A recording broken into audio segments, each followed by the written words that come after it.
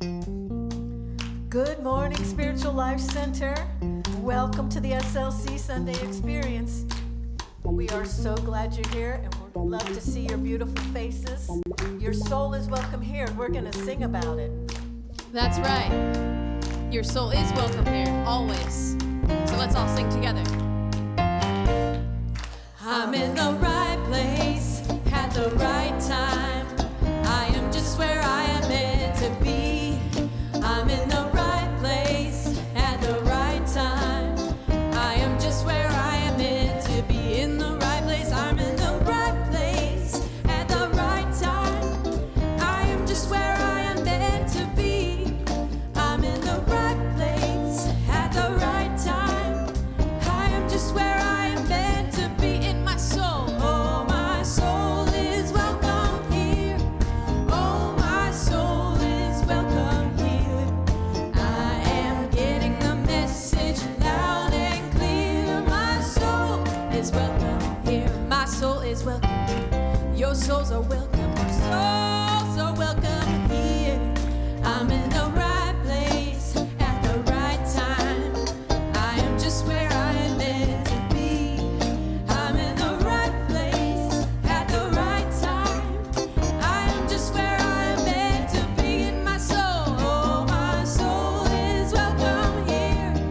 Oh, my soul is welcome here. I am getting the message loud and clear. My soul is welcome here. Oh, my soul is welcome here.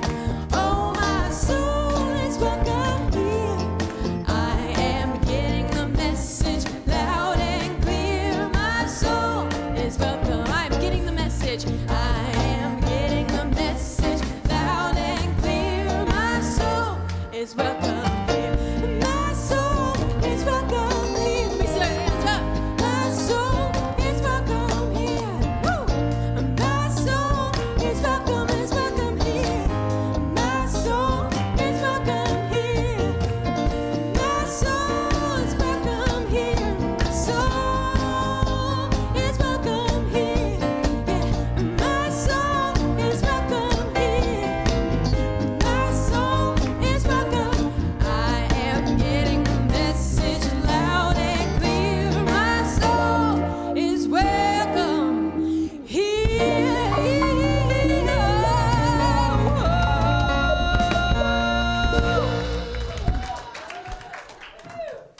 Good morning. Good morning. And good morning, Paul Sanchez. Good morning. It's wonderful to have you here today. I am blessed to be here. Good morning to you too. And good morning to all of you. Segue. We greet you. TV, huh? We greet you in the name of all that is good, all that is sacred, and all that is holy, and in the warm and loving energy of our spiritual community. Spiritual Life Center honors all people worshiping in temples, mosques, churches, stone circles, and the beautiful temples of nature, because there is no space that God does not grace. If this is your first time joining us, we especially welcome you because we know that you are not here by accident. We are all here by, Divine appointment. and we are so glad you kept your appointment, and we are so glad when you silence your electronic devices and refrain from flash photography during the service. We're both getting that one down, flash We'll get it. photography. And let's take a moment now to turn within and center ourselves as we move into this service today. And we affirm the highest and best for all. And we know that we are gathered here today in the light and the love of the one presence because we are called to be here. We are called to be together. Whether we are online or in person, we are called to come together at this time to share the expanded consciousness that we all are striving for. And we know that when we come together, we grow and we expand. And we hold the world in light. Ukraine, Russia, any country that is having strife, war, we hold them in light and love, knowing that even though it doesn't appear so right now, the highest and best is on its way. And we are a part of that as we expand our own consciousness. because it comes day by day, one person at a time. And we are so very grateful for the opportunity to be together today in this oneness. Thank you, God. Amen. The Spiritual Life Center has a mission, and that mission is to transform lives as we love, serve, and remember. And the way we carry out that mission is using the 5 unity principles that help us to live our own lives the way that we teach, and also when we want to explain what we do to other people, this is a good way to talk about it. So let's say these together. God is absolute good and everywhere present. People are inherently good. Thoughts create our experiences. Prayer and meditation are how we connect with God, and we must take action. Next Sunday, our Easter service will be extra special because we will all be together for this many. 11 a.m. service at Southside Park. There will be special music, an Easter egg hunt for the youth, and be sure to bring a picnic lunch. RSVPs are highly appreciated. They're not required, but they're appreciated, so we have an idea of how many chairs to take. Also, they can bring your own, picnic chair or blanket. It's going to be a great time. And we also invite you to mark your calendar for April 20th.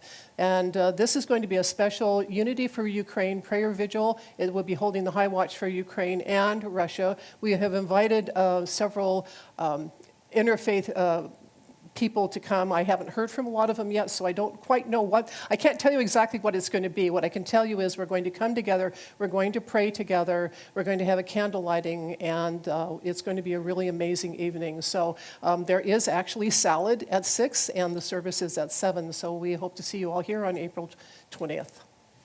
And Miss Linda Davidson is here to invite you to an upcoming Art of Quantum Living training.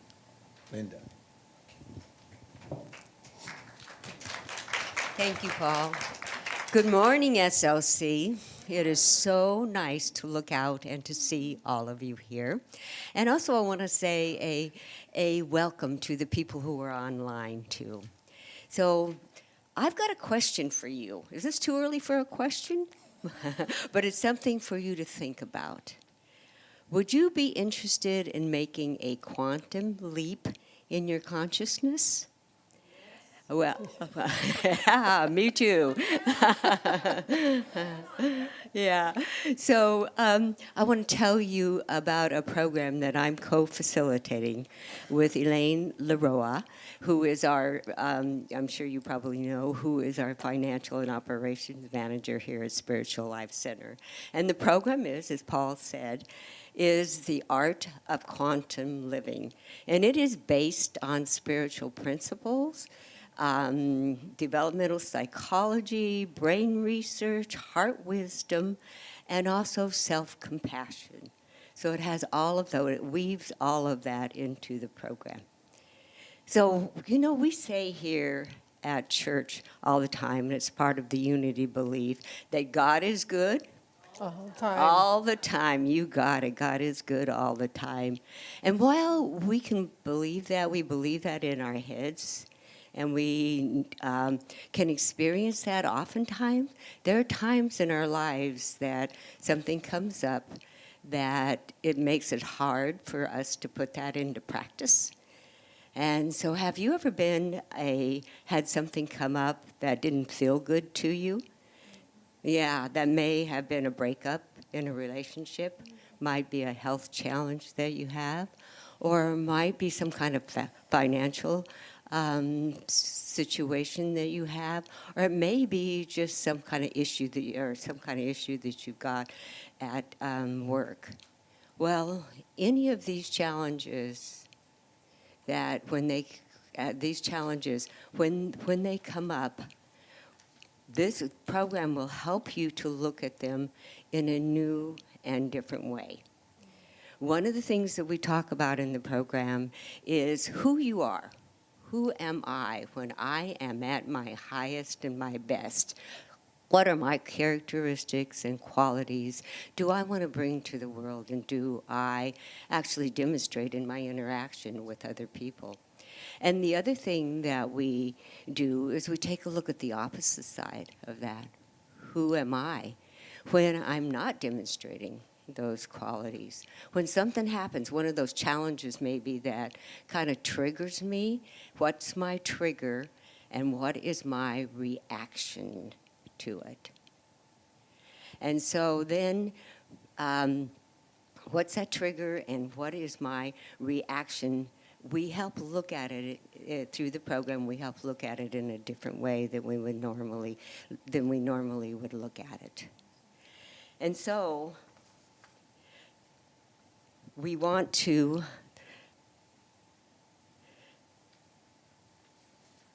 we also look at those situations in our lives that are not going well and take a look at what are my myths, my beliefs about what's happening within me. What am I believing at that time when things are not going well for me?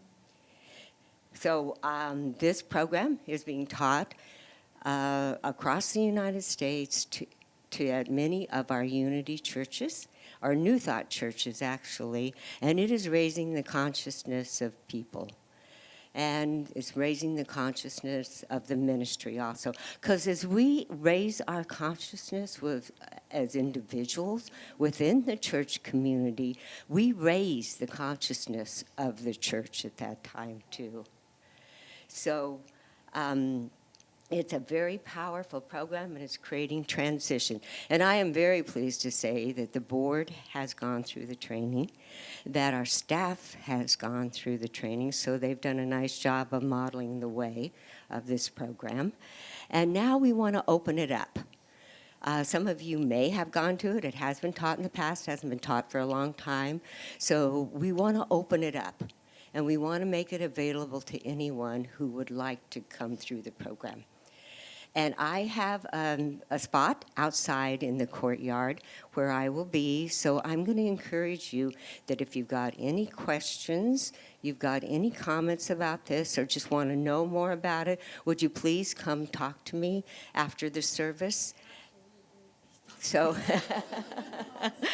and even if you want to just come by and say hello, I would appreciate that. So thank you very much, and I hope to see you out there.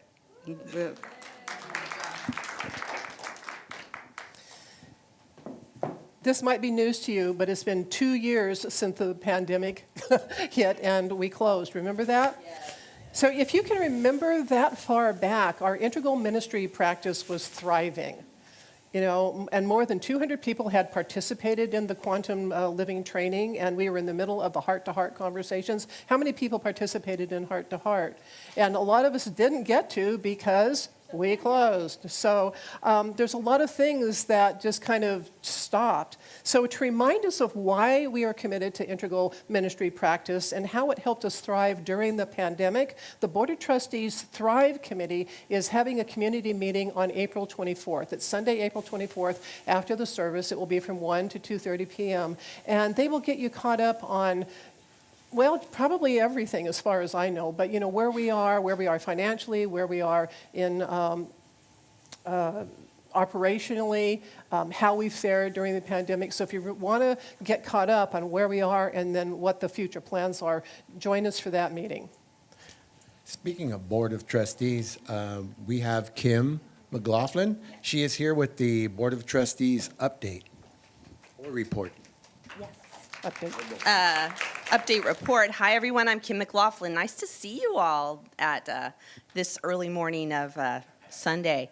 I am here for the board report, and what we're talking about is we're coming up on our time for renewal, and that might sound different to all of you. Well, renewal, we're at Easter time. That's renewal time, right? But there's also renewal around governing membership. Those of you that have been around for a while know that we have been really putting ourselves in the mission-centric ministry, and part of that, last year, we had a sign-up for governing members. If you all remember, last year, 2021, was our initial governing membership sign-up, and those are people that had been with us the prior years and had made commitments to unity. And basically, it's a way, when you're a governing member, of saying, hey, I'm here, and I'm going to sign up, and I want to participate actively in SLC. So what we agreed to, if you could do this slide with the 3 yeses. What we said at that time is, for governing membership, it's 3 yeses. Say yes to your spiritual growth and development. Sounds good, right? Say yes to some form of meaningful service, and that means being in service, helping around unity, being on any kind of committee, being on the board. And then saying yes to designated level of financial support for Spiritual Life Center. And that was whatever kind of giving works for you. We have some numbers that we can share with you, but what we want is that you're giving in a way that works for you. So now what we're asking for is, those of you who are a governing member, it's time for renewal. What that means is that we renew, and one place you can do it is you can get out your phone and go to slcworld.org. Those of you online, please go to slcworld.org. Click on the button to renew your governing membership. When you do that, you're saying the 3 yeses, and that's what gets you the ticket to vote. And that's really the big thing that we want. Prior to 2021, we did not have a list. We did not have a list of people who were eligible to vote in our annual membership meeting. The annual membership meeting is on May the 16th. So we want to make sure that we have good records and have voting records so that we know who's here and who's voting. The other thing that we're asking of you is that in your giving, that you reconsider your giving level and up it by 15%. Why? Everything's going up right now. We're having lots of needs, and if you can do that, we would be so grateful. If you can't, that's fine. But we're asking, people often will say, well, what? How much should I give? It's like, well, go into your heart, but also whatever you've done before, if you could give 15% more, we would really appreciate it. The other thing I wanted to tell you was that, for those of you that might be confused about the annual meeting, we did it last year all online, if you remember, and we re-looked at our bylaws and realized that we need to change them. So the first thing we're going to do is vote on a change in our bylaws, because we have to be able to allow people online to vote. So that will be our first order of business, is to do voting online and to get that changed in our bylaws. That is it. Everybody, please talk to any board member after service. If you need help going online to renew your governing membership, if you're not sure if you're a governing member, if any of it feels confusing, just please ask us. We have plenty of people to help you out and walk through this process. Thanks a lot.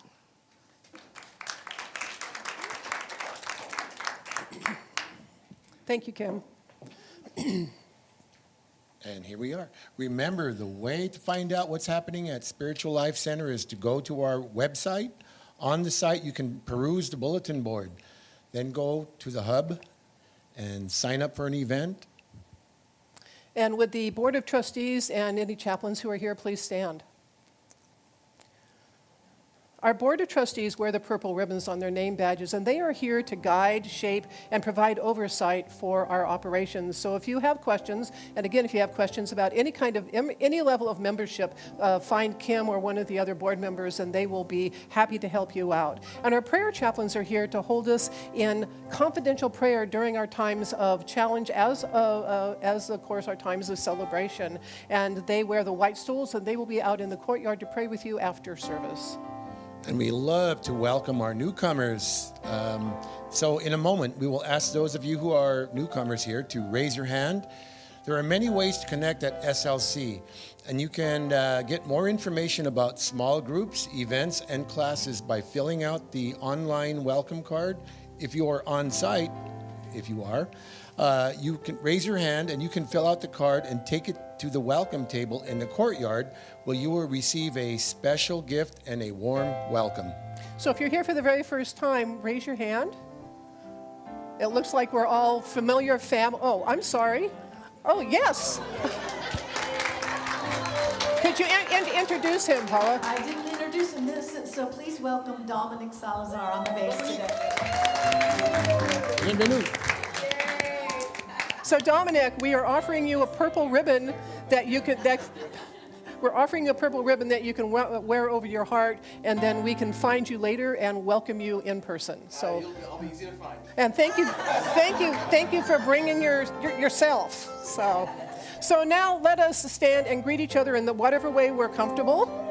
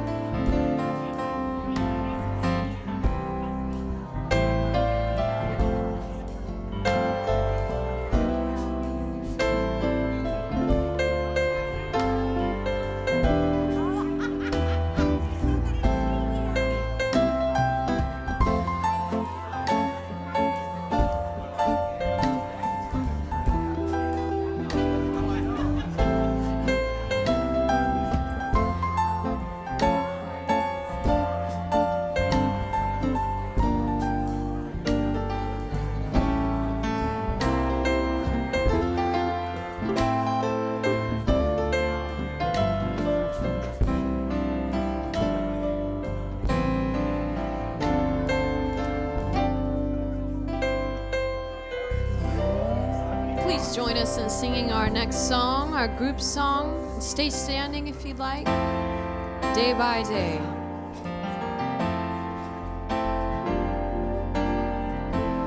Day by day, day by day. Oh, dear Lord, three things I pray: to see Thee more clearly, love Thee more dearly, follow Thee more nearly, day by day, day by day.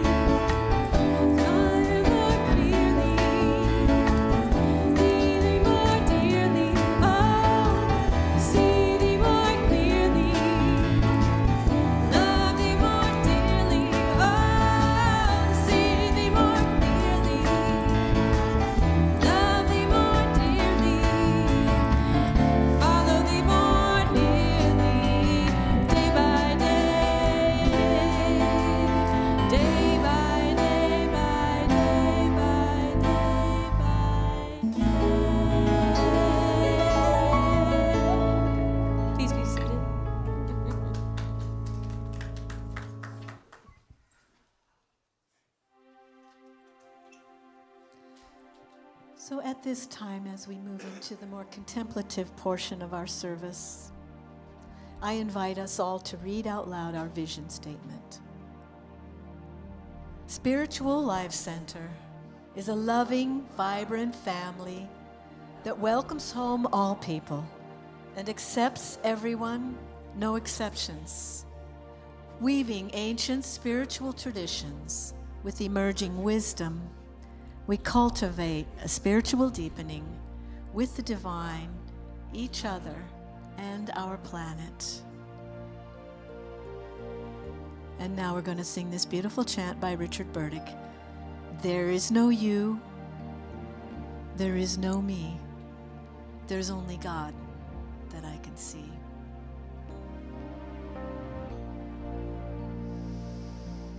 There is no you. There is no me. There's only God that I can see. There is no you. There is no me. There's only God that I can see. There is no one, there is no them. There's only God. Amen. There is no us, there is no them. There's only God. Amen. There is no you. There is no me. There's only God that I can see. There is no you. There is no me. There's only God that I can see. There is no us, there is no them. There's only God. Amen. There is no us, there is no them. There's only God.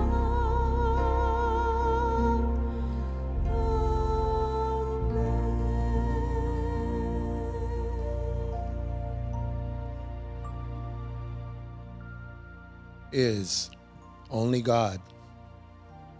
God is, I am. It's time to go within, to be courageous, to enter your inner temple. Sit comfortably with your back straight, feet flat on the floor. Relax your shoulders. Gently lay your hands on your lap and close your eyes if they're not already closed.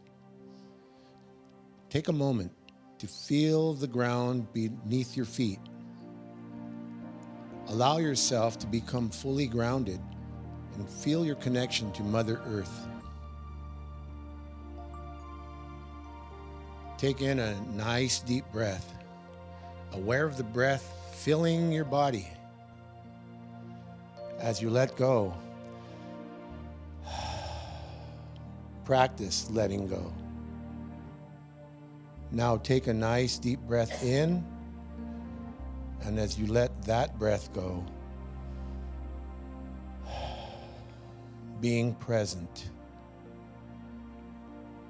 Another nice breath in, and as you let that breath go, opening up. Continue that cycle for a while. Breathing in, letting go. Breathing in, being present. Breathing in, opening up. Letting go, being present, opening up.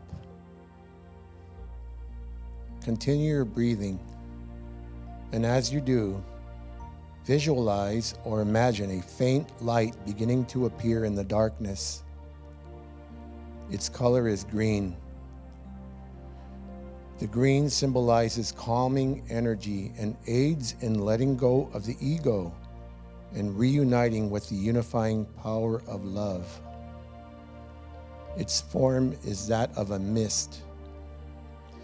Allow yourself to see this green mist in your mind's eye. See it dancing around, swirling about like liquid smoke. And as you continue breathing, watching the green swirls, visualize or imagine a second light. This light is a very deep purple or indigo. Indigo is a color that represents spiritual awakening. It is a color of communicating and connecting with the divine. See the indigo light joining in the dance. Two lights intertwining, green and indigo swirling, dancing like liquid smoke. This is the light in the darkness. Breathe in, letting go. Breathe in, being present. Breathe in, opening up. Opening up to higher consciousness, to the I am.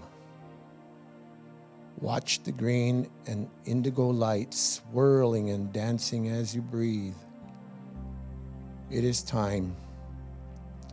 Time to enter boldly and courageously into your inner temple, into divine consciousness, in the silence.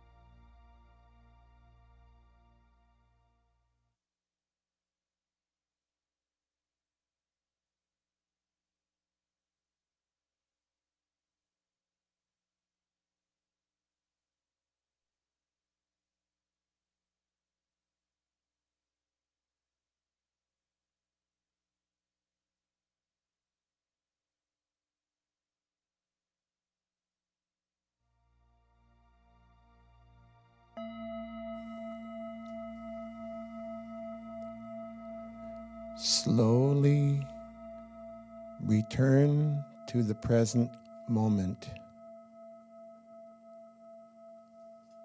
You may keep your eyes closed as long as you need to or feel the need, but you will know when it's time to open them. Always remember the light coming from the darkness. There is only God. God is. I am. And so it is.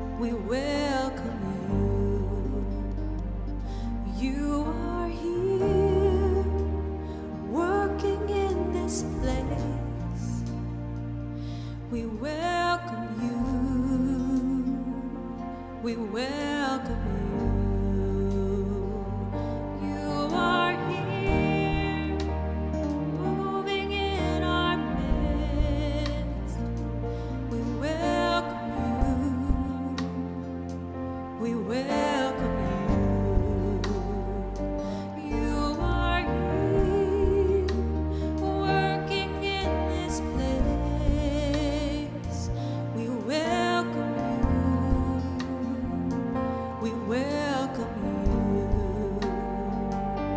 'Cause you are waymaker, miracle worker, promise keeper, light in the darkness. My God, that is who you are. You are waymaker, miracle worker, promise keeper, light in the darkness. My God, that is who you are. You are here, touching every heart. We welcome you. We welcome you. You are here, healing every heart. We welcome you. We welcome you. You are here, turning lives around. So we welcome you. We welcome you. You are here, mending every heart. We welcome you.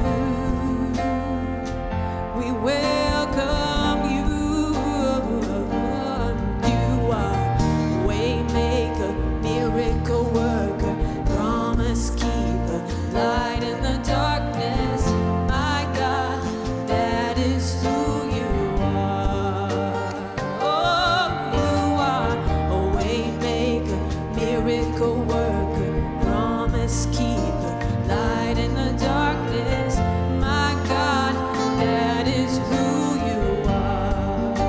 You wipe away all the tears. You mend the broken hearts with the answer to it all, helping us to see. You wipe away all the tears. You mend the broken heart with the answer to it all. Shows us all triumphantly. 'Cause you are waymaker, miracle worker, promise keeper, light in the darkness. My God, that is who you are. And you are waymaker, miracle worker, promise keeper, light in the darkness. My God, that is who you are. You are here, moving in our midst. We welcome you. We welcome you. And you are here, working in this place. We welcome you. We welcome you.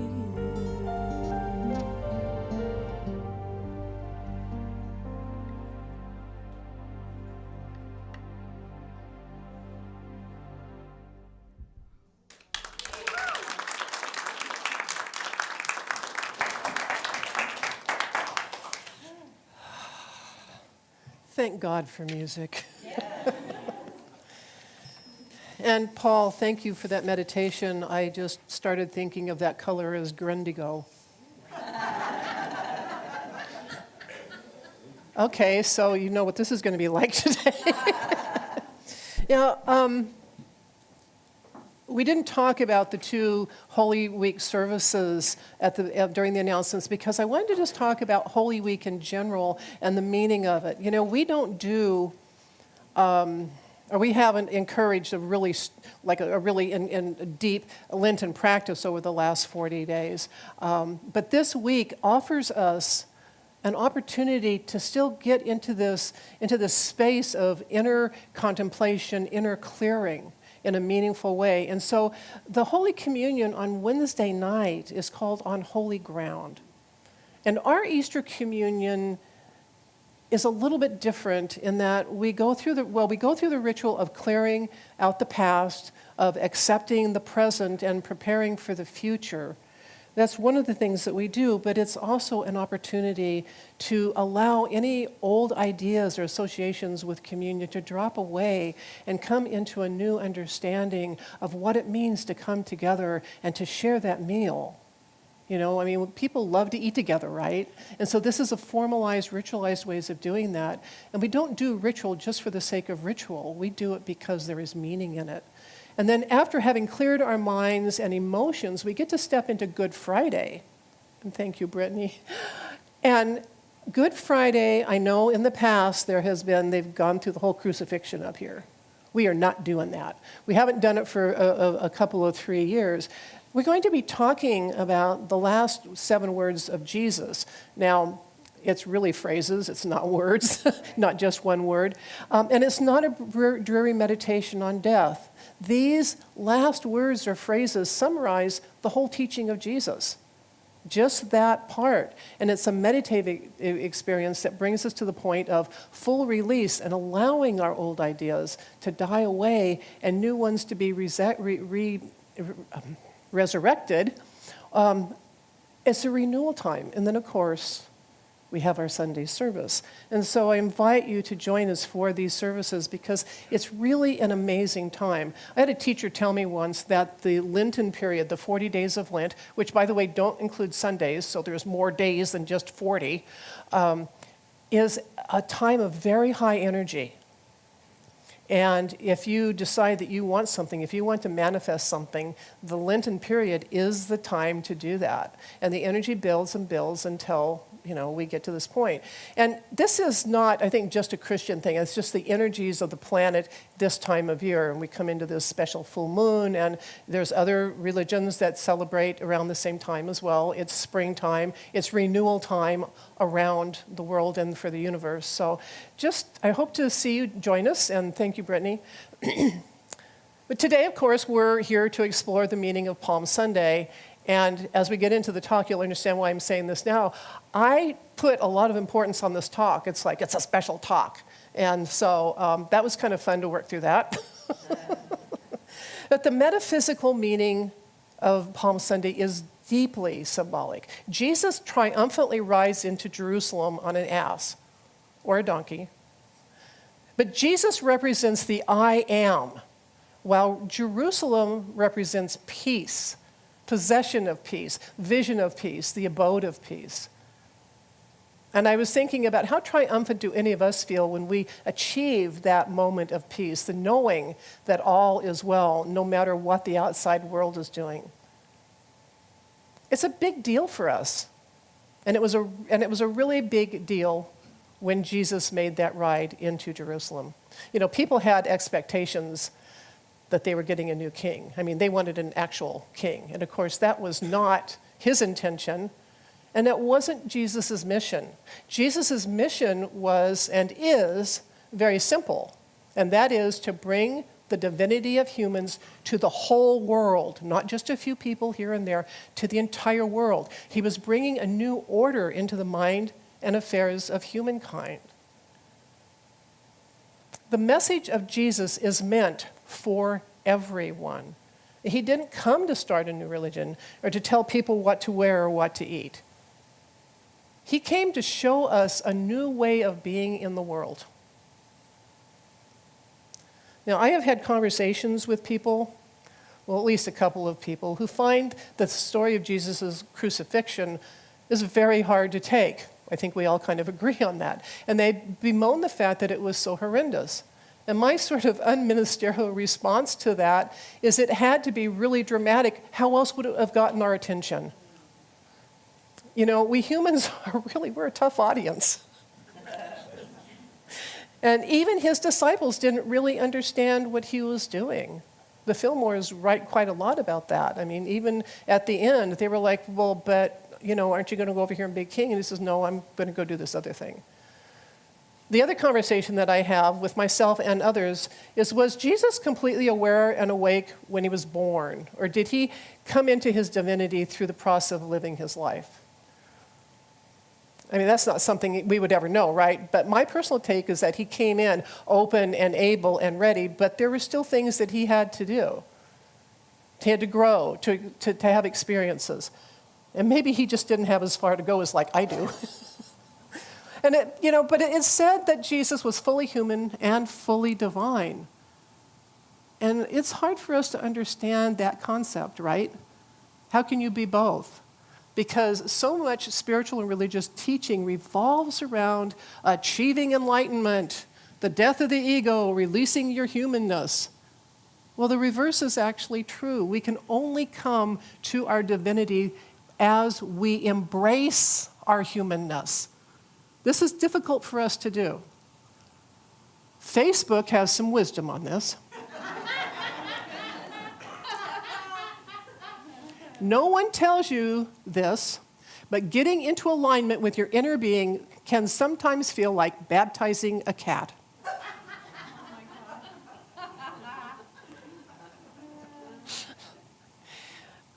None of you recognize that, right? But we know that by the time Jesus is writing in Jerusalem, and I'm looking in the present tense, the current, he has fully attained the consciousness needed to complete his mission, and the time is right. He is both human and Christ consciousness. How can that be? So Reverend James often talks about Lessons in Truth by Emily Cady. And he mentioned at some point that there was a whole chapter removed from the book. In fact, last week he was talking about chemicalization. And he said that they'd removed that chapter because it seemed like it was too negative. So I wanted to know what I was missing. And I went home and I looked at the book I have from the 1970s, and that chapter is missing. So I went on an online search, and I found a PDF version of an 1895 edition of Lessons in Truth. It's really cool. It's, they photographed it, and it's really cool. And there is the definition. What it is it's a chapter on definitions of metaphysical terms. 1895. This stuff was completely new to these people. And so there's the definition of chemicalization, but Katie also writes about something else, about personality and individuality. Now, she uses the word individuality a lot different than we do, so stay with me and we'll get there.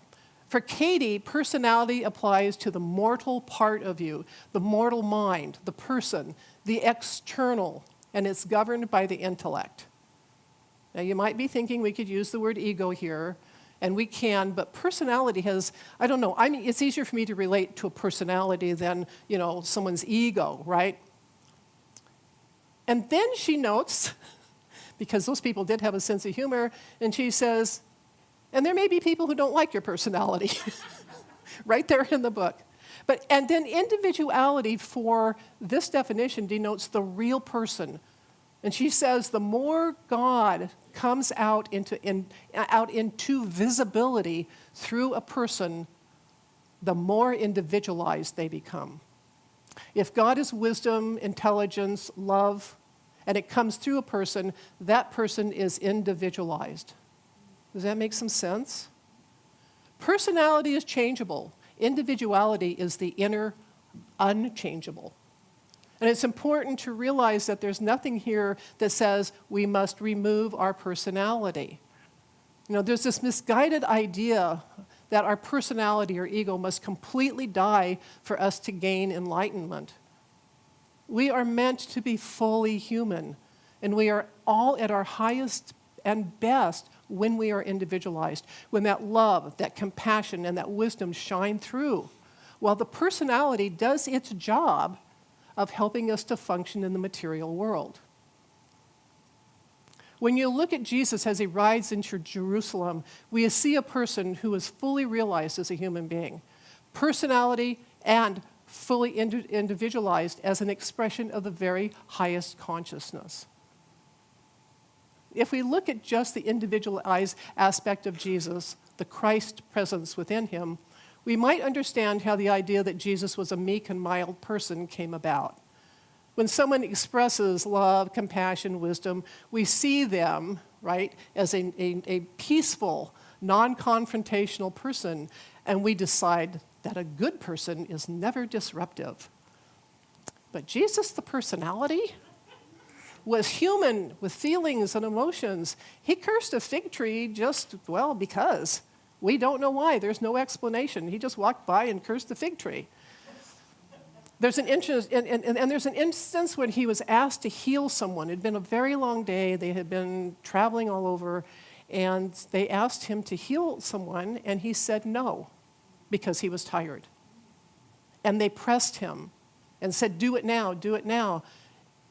And I mean, he would have done it later, but they pressed him, so he did it. And it took him more than one try. It's like about the only place in the Bible where Jesus has to do a healing more than once before it takes.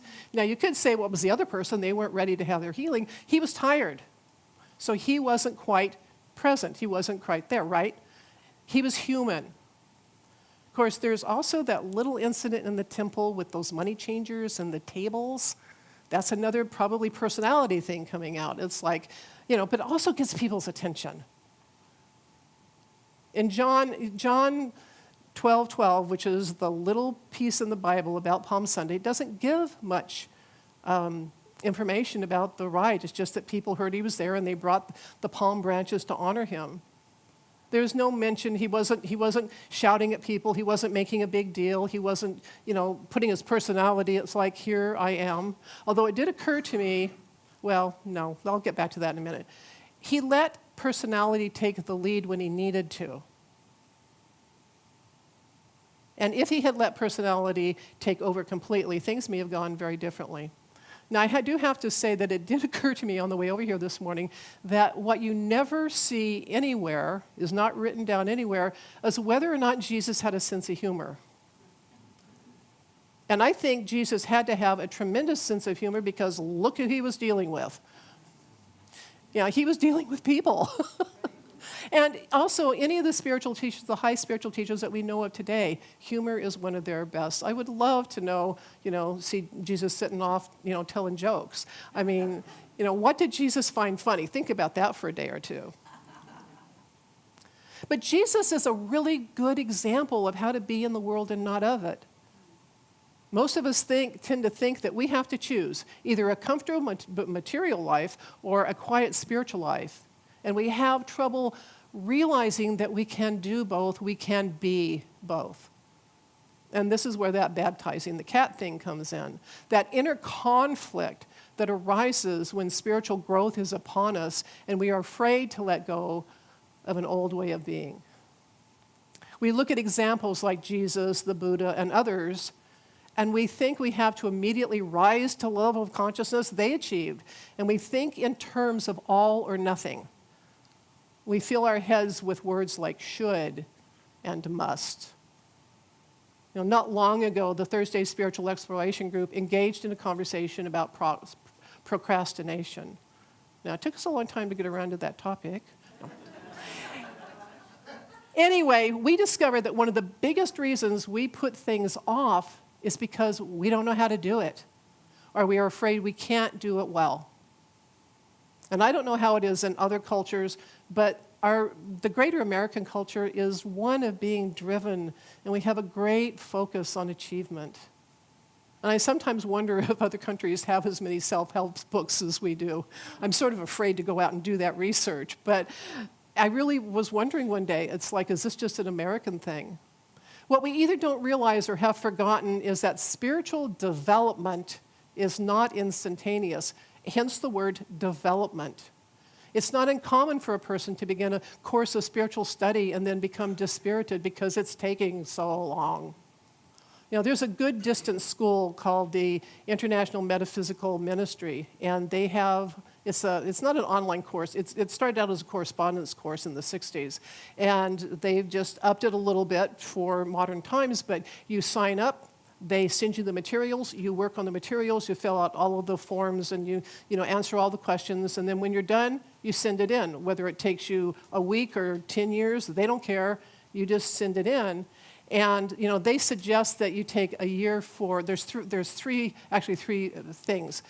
sections. And they suggest that you take a year for the first one and a year for the second one. And some people really do it all in 6 months. And I thought that I would do that. because I was in metaphysics already. I knew this stuff. And I got into it, and it took me a year to do the first one. And it took me about a year to do the second one. Because there was so much there, I had to step back and I had to let it sink in. I had to internalize it. And my brain just would not let me go any faster. And guess what? It was okay.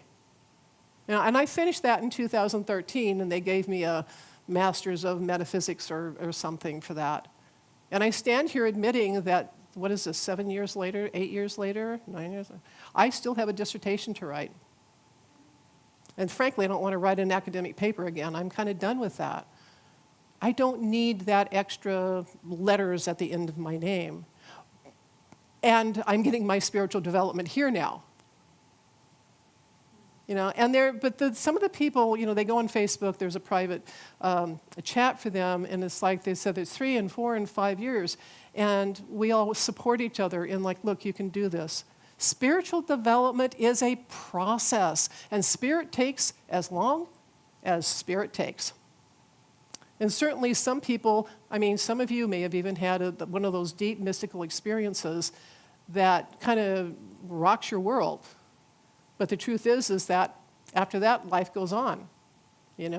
Rick and I are always saying, before enlightenment, chop wood, carry water. After enlightenment, chop wood, carry water. It might help a little bit, but it doesn't speed things up. We are where we are at any one point. We all have different stories. We all have different histories, experiences. Our need for healing, our expansion of consciousness differs. During COVID lockdown, people were saying we were all in the same boat, but we weren't. We were all in the same storm, but our boats were very different. And this is true of our spiritual lives as well. We are on the same earth, but our vehicles are different. Our needs are different. And we come into this life with varying abilities, and I believe different levels of memory from where we come from originally. Some babies start forgetting where they came from almost immediately. Some retain that strong sense of connection for a long time until maybe it's trained out of them.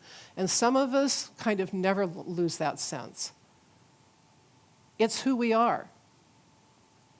In any one moment, it's just who we are. The thing is we don't always recognize it. But when we begin to become intentional about our spirituality, we put pressure on ourselves to be the highest and best right now. I can't tell you how many times I've been talking with somebody in the courtyard, and they say, I know I shouldn't think this, I know I shouldn't say this, but it's like, well, that's where you are right now. It's perfectly okay to say this. We have that inner conflict, and we engage in a personality versus individuated conflict because we're afraid that if we don't operate from personality, we'll cease to exist. If we persist in our quest for spiritual insight, though, somehow that conflict slowly starts to fade. And I think that's the crux there, is it slowly starts to fade. It just doesn't go away overnight. We start to have times when that God wisdom, that God compassion, that God love comes through. And maybe at first it isn't shining through. Maybe it's more like leaking in around the edges of your personality. But you stay at it, and slowly personality moves over, and it gives the individuated God energy room to operate. And if you can get past your own self-judgment about being human, when you stop looking for that one amazing dramatic event that turns you into an ascended master, you will begin to recognize the small moments when you individuate, when you are truly an expression of the one source.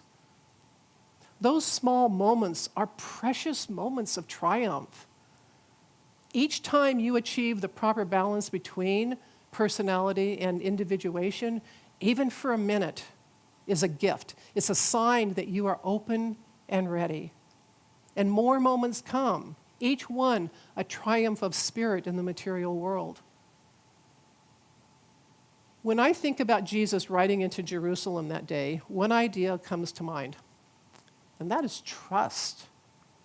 Whatever was going on with the personality of Jesus, was supported and governed by the individualized Jesus. The I am moving into the whole holy city, the vision of peace. What a triumph for us to come to that same place in consciousness, if even for one moment, and then actually recognize it. That is the gift.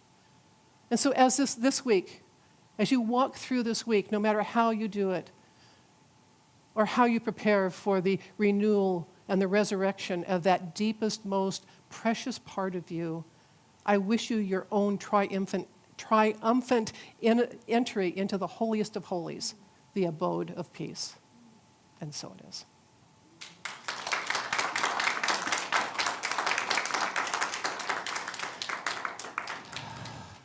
So next Sunday is Easter Sunday. Rise up and celebrate. We will be in Southside Park. And what time are we going to be there? 1. How many services are we having? 1. Good. You know, we do this every year when it's like only having one service. We have to do that. So Reverend James will be here. I think we're having some special music, Paula. LaJean is going to be there. LaJean is great. Yay. And Victor's going to be playing strings. So bring your picnic and your spirit, and we will have a wonderful time together. And now this is your opportunity to share with a Spiritual Life Center in any way that you choose to, knowing that anything that you give us it helps expand not only our consciousness but yours. And if you are wanting to help spread this consciousness throughout the world, please click on like and comment and share and subscribe. And you can also text your love offering to SLC Love at 44321. And now let us say our offering together. Divine love, as me, blesses and multiplies all that I am, all that I have, and all that I circulate. Thank you, God.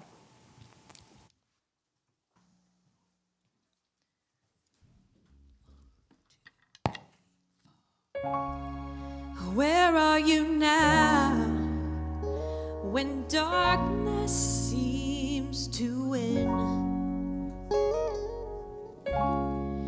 Where are you now when the world is crumbling? Oh, I hear you say, I hear you say, look up, child. Look up, child. Hey. Where are you now when all I feel is doubt? Oh, where are you now when I can't figure it out? Oh, I hear you say, I hear you say, look up, child. Hey, look up, child. Hey, look up, child. Hey, look up, child. Oh, you gotta look up, child. You're not threatened by the war. You're not shaken by the storm. I know that you're in control. Even in our suffering, even when it can't be seen, I know you're in control. No, I hear you say, I hear you say, look up, child. Hey, look up, child. Hey, look up, child. Hey, look up, child. Oh, hey, look up, child. Oh, look up, child. child. Look up, child. You gotta look up, child. Yeah. Look up, child. Oh, look up, child. Oh, look up, child. Yeah, oh, yeah. Look up, child. I hear you, I hear you, I hear you calling my name. Oh, look up.